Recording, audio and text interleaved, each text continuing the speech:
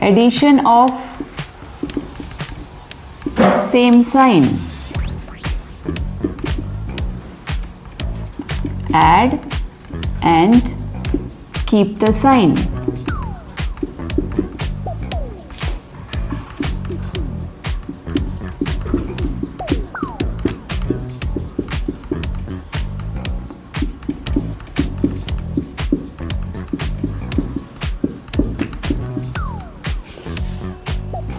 Then addition of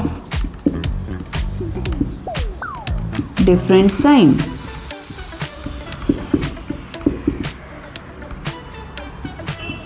Subtract and write the bigger sign.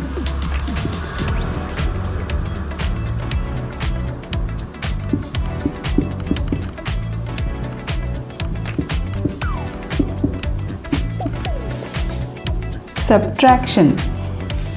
Okay, for subtraction,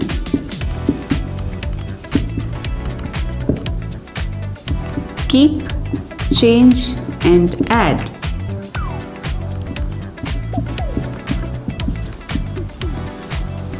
Keep the number, change the sign of the second number and add.